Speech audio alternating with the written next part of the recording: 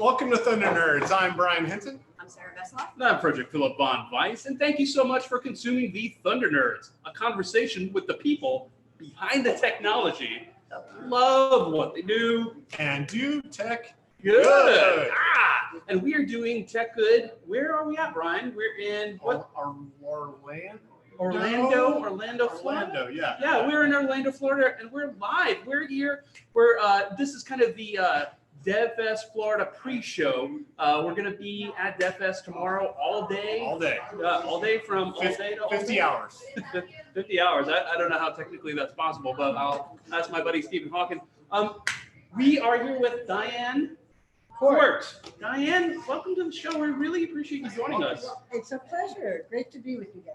Well, thank you so much. And Diane, tell us and our audience a little bit about who you are and what you do. All right. So I am a partner in Neoware Studios, which is where you are right now. And Yes. You know what? We are a business development studio. And we happen to be in the Oviedo Mall. In a mall. In a mall. In a mall. Wow. Okay. So what does that mean? So we have space. So we have co-working space, and that is in part the second part of what we do, because we're sort of we call it STEM for business, right? Space, technology, event management, and marketing. And those are the services that we offer. Oh, love that. So to step back a little, we have very diverse backgrounds among our partners, and I have an incredible team at Neoware. The really cool thing about it is that we began as a software company, software and marketing agency. Okay. Interesting. Okay. And we are very community grounded and community focused. And when we came looking to do some things over here, had nothing to do with looking for space, we found space and sort of this on-the-shelf dream that a couple of us had jumped out in front, and we said, oh, what if we open a co-working space right here? This is a perfect space and everything's here. You've got, the food in the food court. You've got great restaurants. There's a brewery right around the corner.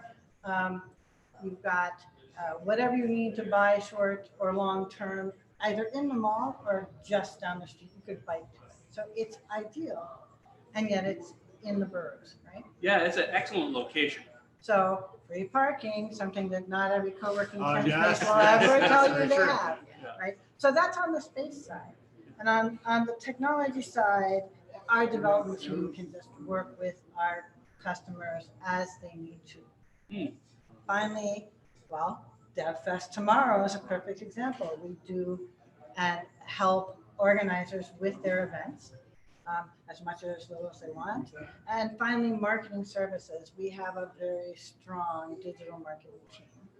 And all of those services are services that we wanted to make possible to early stage companies that would be natural clients for co-working space. We found out we also had a real interest among remote workers who are working in the vicinity of this mall. Because of all the enterprise that's here and that's away. So we have people who are working with companies in Utah, Arizona, London. I love it. So Isn't that great? Yeah. And so The space is nice too. I mean, there's a ping pong table in the back. Yeah. There's like desks. I see it. You Do I see forgot the- bikes? Do I see like exercise bikes over there? you have exercise bikes over here because there's a 24/7 gym right down the way called the Zoo. It's one of two locations. It is a gorgeous gym. Our members are able to get access, not free access, but their membership fee is waived. And then it's a really low monthly membership fee. Yeah. And so we thought it'd be nice to have something to sort of get moving. Everybody's always so sedentary, so when your iPhone goes off and says you have to do something, why not have some bikes? Yeah. And we went over and asked them if they'd mind maybe donating a couple, and we do a little space for them. And they went, wait a minute, we can have those 5 spaces. We'll give you 5 exercise bikes. You're like, done. And we said, great idea. Great. I'm sure people use those all Our the time colors too. are blue and pink, as you can see. We call it Zima Blue. Yeah. We love that pink too. And there's a yellow and black, and they went well together. Yeah, it goes really well. Yeah, I like the yellow, I'm not gonna lie. Yeah, it's Might pretty be my great. favorite color. It is kind of nice. I wish I was closer. I would promote. I've worked remote for like 5 years, and I live out in the middle of nowhere in Dade City. She does, I know. Yeah, you just went there today to No, pick me up. nowhere. And it'd be so nice to have a place that I could go to, because you'd think that, I mean, it's great working at home, but sometimes it'd be nice to go to a place Yeah. where I could meet other people and Yeah. get something to eat. And So now you know why we opened this space. Yeah. That you're the perfect person if we were there. And by the way, we are opening 4 more spaces within the next few months, Oh, wow. as well as a much larger space here in the mall. Yeah. Well, we Not are, Dade City. I can't tell you all of them yet. We will. Okay. Tell me all of We them. will, I can't tell you yet. I can tell you that we will be opening within the next 6 months across the hall from us in 18,000 square feet. oh wow. Wow. Okay, Nice. So that's going to be really exciting. What's your square footage here? About 7. 7, okay. That's Yeah, that's a lot. That's a lot. Yeah. Still So, 7. so, Yes. so one of the things we've been able to do, which is again, sort of a reflection of our community grounding, is we use services and trade services with other mall retailers. Now, if you think about it, one of the things we saw happening, and of course, we saw it, and we weren't necessarily the first to see it, but then companies like JLL and Colliers discovered it too, right? And they're all writing big reports about what's going to save them all, coworking. So that's our space side. And what really does make us unique, given there's a certain co-working company that had a rough time recently of their own doing. Yes. Yeah, that one, we all know what I'm We talking all about. know who, yeah. Yeah. Okay. We so won't mention the We names. will not. We will not. We will not mention their names. No, but we all have to work. Yes. Yes, we all have to work somewhere. Not to mention the name. Okay, sorry. Go ahead. So exactly what we're talking about, right? Anyway, they always said they were a tech company. Yeah. They bought a couple of tech companies. They bought Meetup. You can decide for yourselves whether it worked better or worse after they bought it. Yeah. Right? We started as a tech company. We are a technology company that wanted to find a way to be part of a community and be part of growing a technology community right here in Orlando. And in fact, that's really how I met my partners and the original founders of our first iteration was because I ran the Orlando Tech Association. Oh, I see. Okay. That's so cool. They came to a couple of those events. I loved what they were doing. I realized how much they wanted to be sort of a force in the community and a connector. So we are collectively connected. Like that. I mean, I do really like the idea of being remote because parents bring their kids, walk by, you can be walking by a space like this and be like, oh, what are they doing in there? Get interested in tech, and I can see it being great for meetups too. A lot of like tech meetups. Exactly. We do Like, great demos. location. One of the things we do that's just a smaller event. So clearly we host events for anyone that wants to.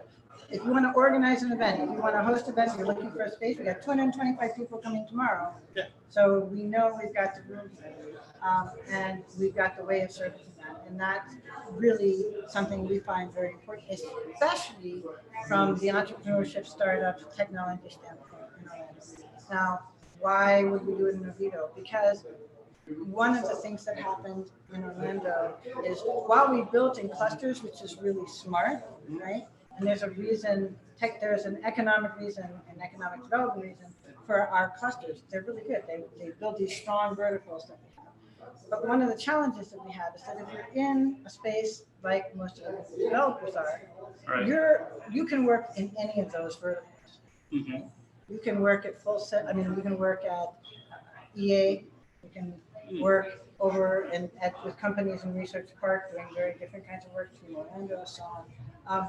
So you are connecting tech in a way, but we're very geographically spread out as a result. So one of the things that's always been sort of part of my mission, and I know that it's shared with my team, is that we need to connect more. So let's do events that bring people together across the metropolitan area. You know, we've got 110,000 tech workers in Central Florida if you go coast to coast.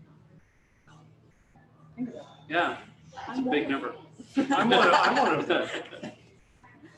So when people say, well, I don't get it, why would you be a technology or an innovation hub? And I go, because we've got that many people who are And it's only growing too. part of it. And it's only growing. Exponentially, yeah. And the universities that are feeding into that, whether it's Full Sail or FIT or UCF right down the street, or Seminole State, which is also right down the street. Valencia also has some very strong programs. We've got a lot of really exciting academic programs. And they are great resources, both for the companies that are coming here and landing and growing, and those that are starting up very small and then growing. And we want them to not only start here, we want them to scale here and stay here. Do you have some kind of success stories of people doing that? Well, there are success stories of I doing imagine, that. yeah. There are success stories, probably the most famous, everybody always turns to Fat Merchant, right? Fat Merchant is a wonderful story, in part because the two founders met at a co-working space. They met at Startup Studio downtown. They were both working on different projects, and by the time they were through that cohort, they were working together to create this company called Fat Merchant, which Sunera Madani, the woman founder, I just have to say that, Sarah, right? Yes, all right. So that was really, she had the spark of the idea. She had been working in corporate. She had tried to move it up the idea up the ladder. They went, no, this sort of payment processing thing, it'll never work. And they're wonderful. Fat Merchant is a wonderful story because they've got funding. They're about to move into the Guy building, if you know the Guy building. Yes, They're yeah. about to take, I think, 18,000 square feet, as a matter of fact, something like that. Wow, So they are nice. more than doubling the space that they currently have in a really historic building out in town. I love that. That's a really wonderful story. Yeah. There are others from Code School, Soldier Floor site. Yeah, very. So if we talk developers, there's a great example, right? And everybody on that team benefited from that, and most of them stayed. Mhm. And we've had other stories that didn't always mean they stayed here. But they started here. But they started here. The goal is to keep companies that start here so that they grow here and find that this community is large enough to support them. I think one of my favorites, without a doubt, one of my favorite examples is a success story, and it's still a startup, but it's just gone leaps and bounds, is Lumina. Oh, okay. And the reason I love that is that very few people, even in the area, among technologists, know that the Creo Center, so our sensor development program at UCF, and the nanotechnology side at UCF, very few people know that there just aren't that many places that have that resource.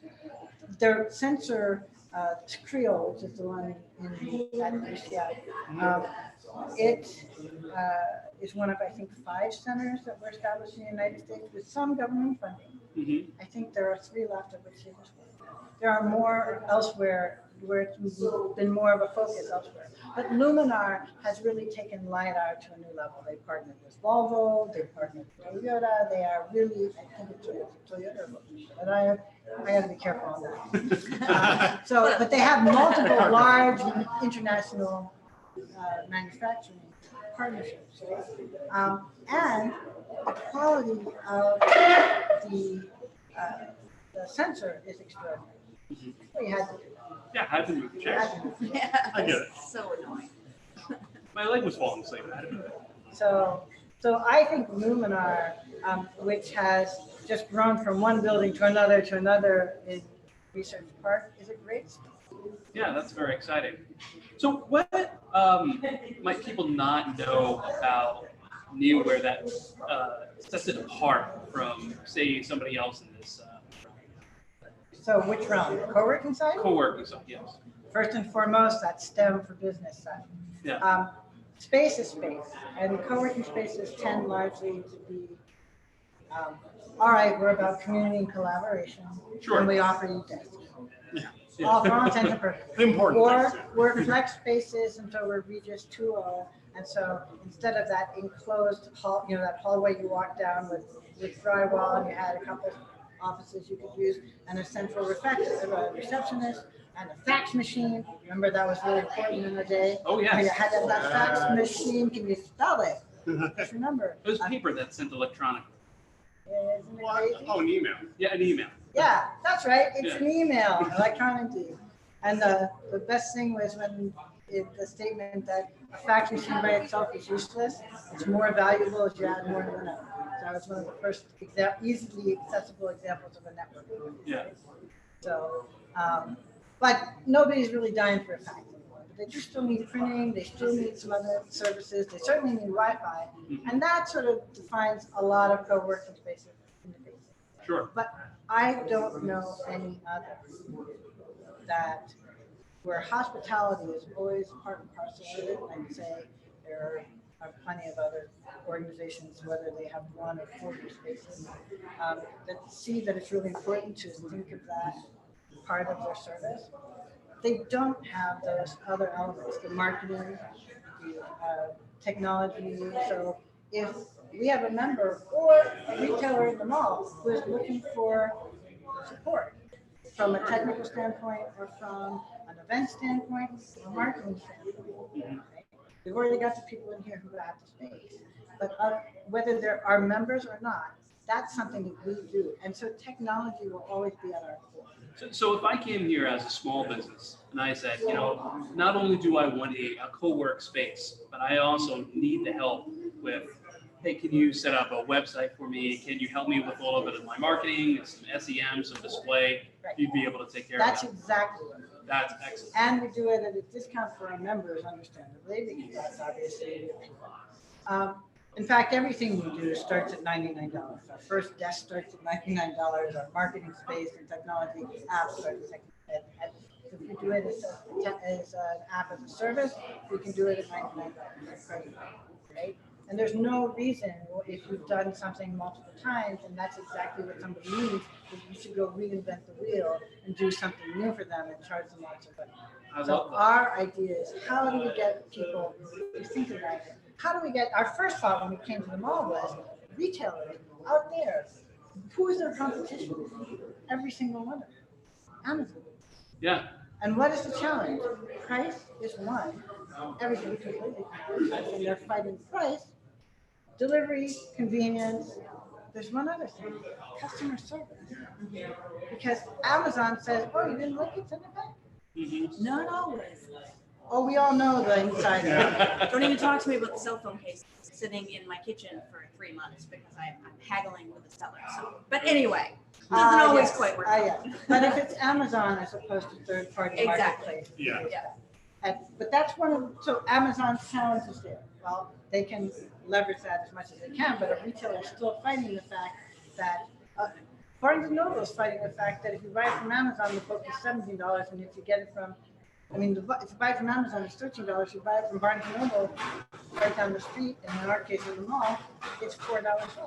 Yeah. That's a real problem. So they've got to find other ways to do it. And they've got to reach people and make sure that ordered online, you can pick it up in the store. If they pick it up in the store, they're more likely to see it. But you've also got to help people who have never thought they had the capacity to do that, because it must be too expensive. Exactly. To realize they can get over the hump and feel comfortable with it and have a provider that's nearby. So it's not going to be one and done. They know where to find us. Everybody in this mall knows where to find And us. especially if they're already using this as a co-work space. Yeah, my team's right there. Yeah, I could go talk to them. Mhm. Yeah. Well, and often if it's a retailer, then they're going to be right there. Their team is going to be right there, but they're less than 40 steps away. Exactly. Yeah. They can walk. It's very, very comfortable, and they get to know us. And that's the other thing. We started to build community. I love that. Yeah. Okay, so we do one other thing that sort of gets lost in the subject. Okay. Is when we talk about we want walkable cities, and now Gen Z wants a walkable city. Well, I get that, but if you are saying, yeah, but I want a little more space and I want to move out, that's exactly what happens to a lot of our market. I totally want that house in here. Yeah, I do, but I really like the city. I don't know. Well, if you can have more spaces like this, and by this I mean more malls that are starting to think this way, Yeah. then they've got places they can skateboard to, bike to, yes, if they do need to drive, they can drive, but they park and they're done for the rest of the day. And they can still do all the things they want to do. Yeah. They have a place to take their kids because they're childcare. Place to go to get Great lunch. program here for kids. So that's why Neoware said we love this space, and every other mall we're looking at, we're looking to find similar sort of environment. So it will be places where there are lots of remote workers, where there is access to university and academic institutions that are where a large number of their graduates are going, yeah, I spent 2 years doing this, but I've been trying to figure out this problem, and they stay nearby.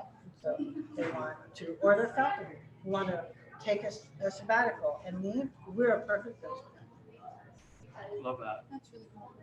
Then how did you actually get involved with Neoware? What's your story? Why don't you tell us a little bit of the context about you? Well, so I mentioned that I was the executive director of the Orlando Tech Association. Yes. And from there, we were looking to sort of flip a business model for 1 year. And so we called it the Regional Tech Association, but we continued to do all of the programming we've done, which was first and foremost a monthly meetup. That meetup was demo nights, and then it was great talks. And we had one that involved blockchain. Well, it just so happened, in fact, we are now, applause please, patent pending on our blockchain application. Nice. Very excited about this. And it's really a way of certifying identity and time stamping any document that needs that.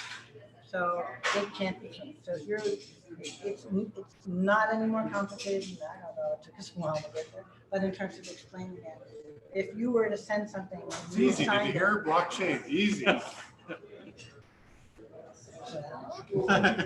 So I do want to mention that that's actually how I met them. I met 3 of my partners because they came to an event, and then I had a demo night, and they came and demoed an educational software that involves AR. Really wonderful program, project. We're actually still using the technology with the new products that we're developing. This was an educational tool that we actually tested in one of the schools here. We worked with a UCF in a research project to build that one out.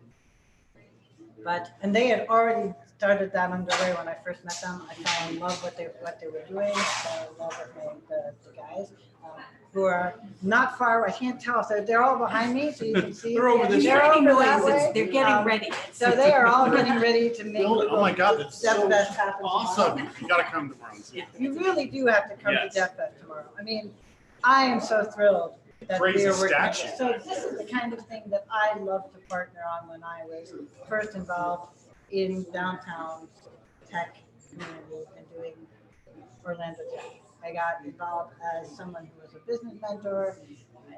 I spent years helping companies do a number of different things, whether it was sprint and sort of business process thinking or business strategy thinking or product development or customer discovery. That's my background. Like marketing. And in fact, I made the jump from traditional marketing to social media here in Orlando. Oh, interesting. Okay. And I worked with, it had just barely started, the Social Media Club, which was an international program back in 2008, 2009. So that was actually how I first got involved. And I always wanted to move more to the innovation side because I always felt we were now building out the tools to make it more accessible for more people to try their ideas and try to realize them and to fail quickly. I know that's a cliche. Well, it's cheaper. It's a lot cheaper. Yeah, exactly. But so the things that I would do is whether it was intrapreneurship or entrepreneurship. So if I was working with companies internally, I would work with them on product, on marketing. I was kind of a jack of all trades over the course of my experience. I worked with senior management and C-suite on sort of presentation and delivery, employee communication. So Nice, love it.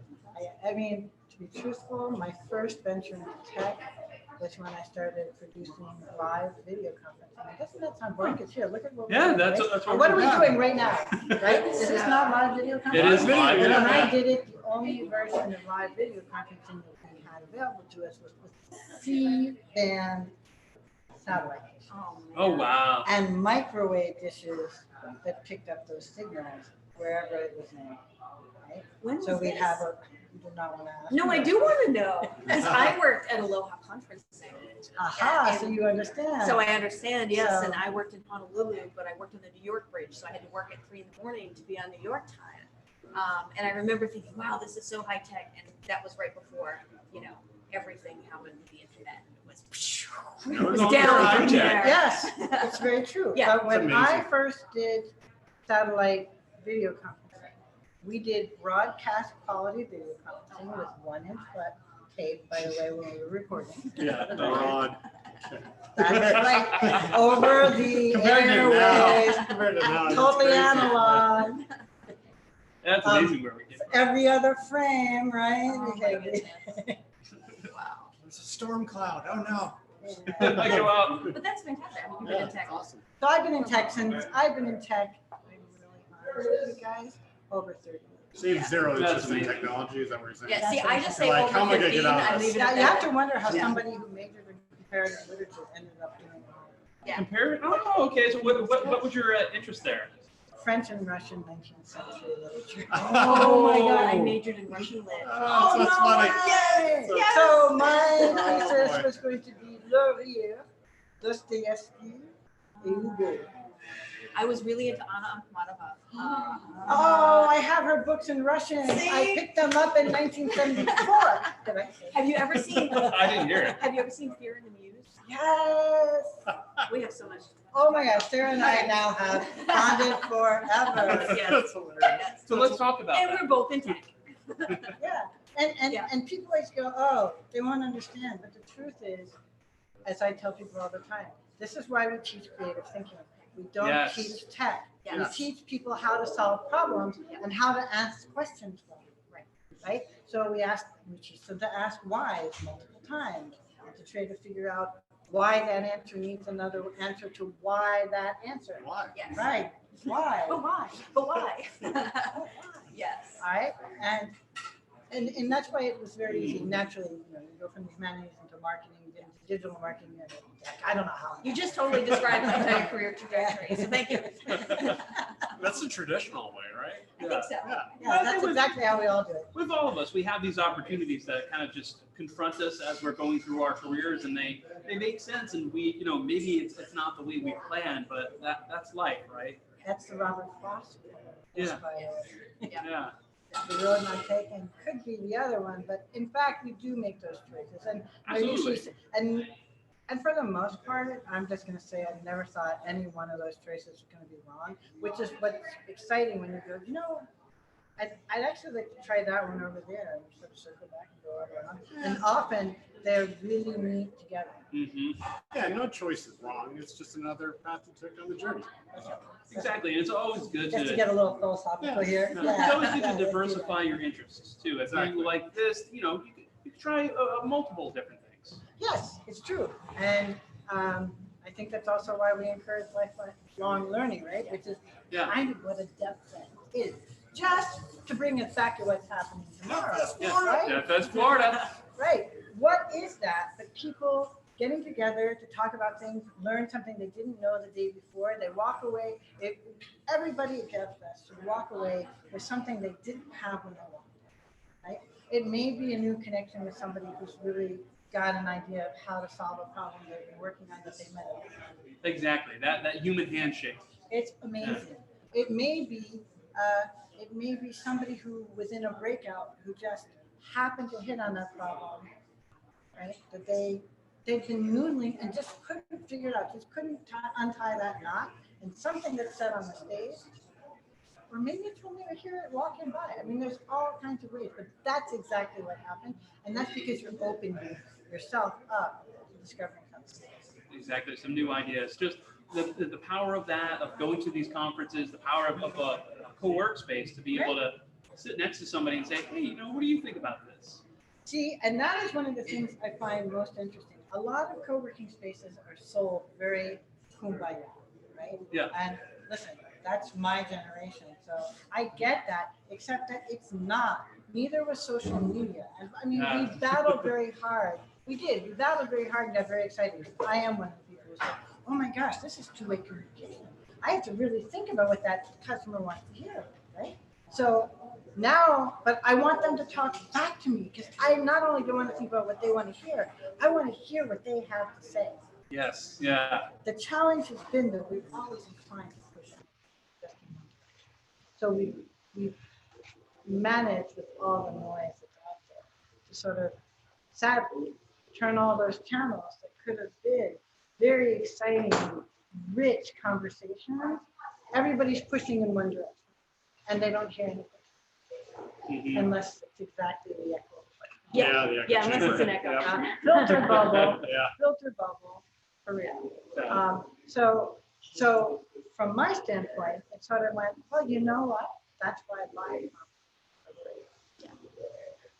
That's why I absolutely love friends. You're not in your bubble. You're not isolated from you. You're going to do that anyway. Sure. So whether it's co-working, which our co-workers, our members say what they love is not that they just found somebody who's their client tomorrow, or the guy who's going to build the next great thing with them, right? Or the woman who's really, oh, that's the idea I had, and I pulled off my shelf, and now they do it. It's collaboration is really important in co-working spaces as in any workplace. Exactly. As in any workplace. But it's collaboration at every level. Making the coffee, making, or letting us know that they need something. That's collaborative. But it's also the fact that aside from that kind of collaboration, when you walk by and shoot something, it's socialization. A couple of years ago, there was a piece, I think it was 2 years ago, how Harvard Business Review. It said co-working is about being less lonely. And it had everything to do with work and with flexible work, right? So you can work anytime, and if you're allowed to work at home and come in the office only twice a week, you're not really a remote worker at that point. You're just taking that opportunity. You end up cocooned. The water cooler effect of COVID makes people more And creative. without a doubt. Yeah. See, this is why I just have a lot of animals. See, I work at home. I don't have a co-working space. So I just have tons of Dr. animals. Doolittle over here. And they're my And coworkers. do you talk to them? Oh, yes. Oh, yes. Do the horses talk back? The horses don't talk back, but my husband often asks why we have animals, and I'm just gonna yell at them. So I come out, I'm like, get out of my way. I'm, and all day, it's just they're my coworkers. I was so Does excited. that with us too. Yeah. I actually got, one of the things I did was after, so the way I sort of transitioned to social media tech was actually through 1 Million Cups and through Code for Orlando, those two organizations. Through 1 Million Cups, I met Ron Benzine, who we call the godfather of entrepreneurship over here in Toronto. He really gave us all in many, many ways in organizations like what we do, which he ran with Shay Donmashire, great marketer, a really wonderful thinker who really talks about empathy as part of how to work with our customers. Ron has a company out of whole housing solutions that he was already building out when I met, 2012. And that was well, that's where I heard about Startup Weekend. Which, by the way, I do want to do this. If I can do a little promo. Please, Tomorrow's please, Startup. So Startup Weekend is 54 hours of go from idea to MVP. Next weekend at Credo Conference. Okay, 22nd to the 24th. 54 hours. You do not have to be the one who comes up with the idea, and you don't even have to bring a team up. But you can go and pitch an idea. 12 will be chosen somewhere else. And over the course of that weekend, they build out those ideas. The winner of the Orlando Startup Weekend for the last 2 years has won the Google Global Startup Weekend. Oh, wow. In partnership with Google. Yeah. Google Oh, Startup. have 2 years in a row. No, I haven't. So I've done startup as a participant probably 3, 4, 5 times, and then I've been a mentor 3 or 4 times. I've been a judge, and it's fantastic. It Like, is it's wonderful. really good. It is really so much fun. Where did you did it down in In Dayton? Tampa. Oh, you In did in Tampa. Tampa. Yeah. That's a great program. Yeah, no, it's an excellent program. I'm like halfway between Orlando and Tampa. Like I could go. Yeah. Yeah, but I used to live closer to Tampa, so that was kind of my default location. What's the URL for people that might not know it?